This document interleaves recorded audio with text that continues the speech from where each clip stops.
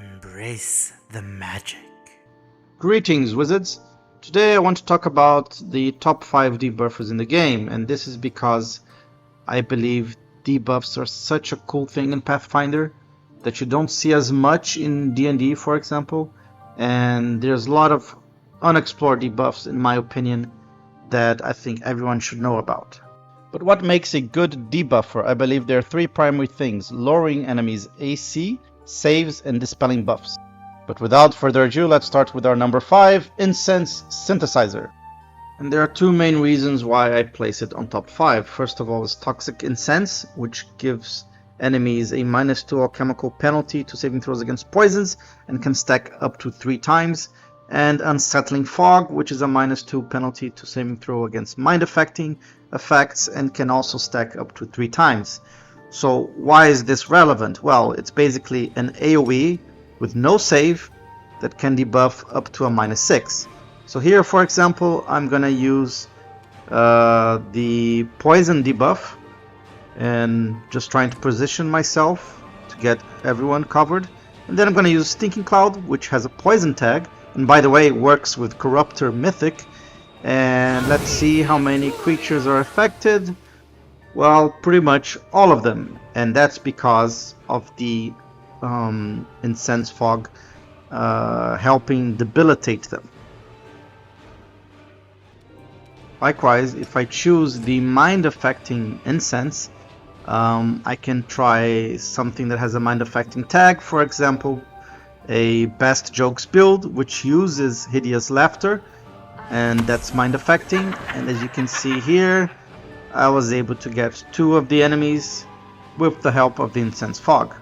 Also keep in mind that the Alchemist does have access to Dispelling Bombs, so with fast bombs he can throw a bunch of Dispelling Bombs, which will eventually rid the enemy of some buffs. Okay, at number 4 we have the Kinetic Sharpshooter. And the reason why Kinetic Sharpshooter is so good is because you can strip a lot of armor class from the enemy. For example, here I am stripping -15 AC, and that's not even the maximum. With Rending Arrows I can strip up to -10 AC from the enemy. Realistically, you're looking at -4 or -6, because enemies usually die fast, but still very good. And you can also combine that with a second infusion due to the mythic, like Magnetic Infusion, which does a -4 AC if you're using some type of like Metal Blast or any metal weapon. So also extremely good. But as a reminder, since you're shooting your blasts with a bow, you can use the Mythic, which is Distracting Shots, which can give up to a -5 penalty to AC against melee attackers. So for a total of -19 penalty to AC. And with certain magical items like rings and bows, I imagine this can go even higher. Okay, so for number 3 we have the Cleric or Inquisitor for Visions of Madness, which is up to -10 penalty to attacks or saves. And you can also use Touch of Chaos, which makes the enemy re-roll any dice roll and take the lowest. So, why is this good? Because a no save -10 penalty to attack saves is extremely strong. And with Domain Zealot you can use twice in a turn. It also targets touch AC, so very easy to land. You might need spell penetration though. So overall this is just a very solid way to debuff the enemy. And as can be seen here, -10 to attack. Nice. Okay, for number 2 we have Hag of Gyronna. And basically this is because you have bundling effect of Sunderhope, which means that every time you use a hex like Evil Eye, which is a mind-affecting hex, you can debuff saving throws, attacks, or AC by -4, while at the same time dispelling all their magical effects. So obviously this is very good, and the fact that it's bundled means you have more action economy. Besides that, you also get a Night Hag, and the Night Hag can use any number of magical items, but it can also do an Enervation Ray, which is a great debuff because for every negative level, the enemy gets a -1 to attack and saves.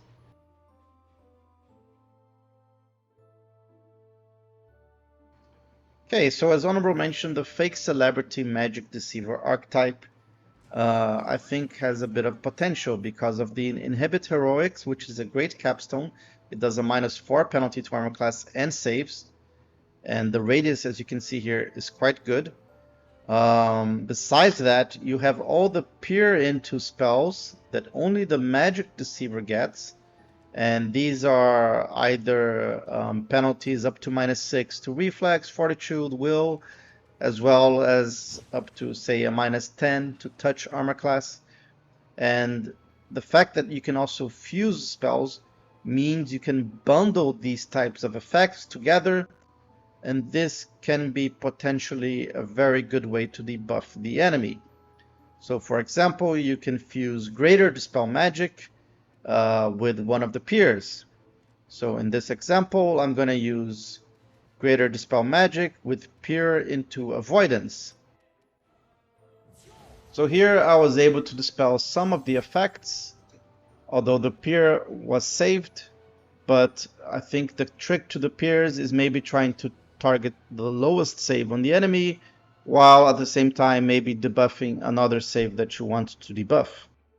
But yeah, right now I can't quite recommend the archetype. For example, the first level performance Inhibit Courage seems to be adding a bonus to the enemy saves instead of giving a penalty to fear effects like Phantasmal Killer. But once this archetype is fixed, I believe it will be a very good debuffer.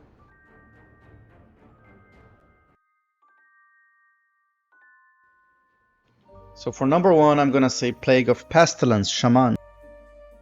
And the main reason for this is the Corruptor Mythic fix, which means you can target ability damage immune enemies. And if you reduce Constitution, you're basically reducing their Fortitude saves, or for example, you might want to affect Dexterity and reduce their Reflex alongside other debilitating effects. You're so good at debuffing stats that you can actually kill enemies by reducing their stat to 0. Also, with Second Spirit working now, you can get, for example, Hampering Hacks, and that is a up to -4 penalty to AC and CMD, although it only lasts 1 round if they save. But you can also get the Metal Curse from Stone Spirit, which is a -6 penalty to AC for up to 3 rounds.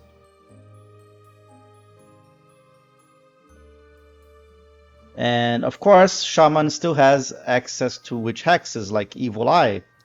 So when you combine... Oh, and let's not forget, you can also give the enemy Flame Curse, which makes them vulnerable to fire. Can be good in certain parties.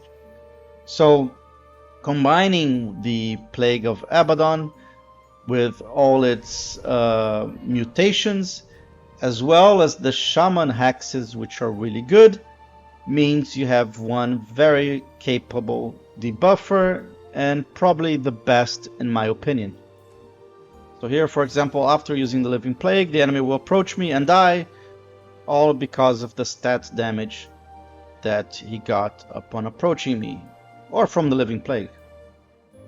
But what are your thoughts on the top 5? Do you think I maybe forgot someone? Maybe a wizard like Shadowcaster, or maybe something else? Let me know. Thank you for watching, fellow wizard, and may magic be with you.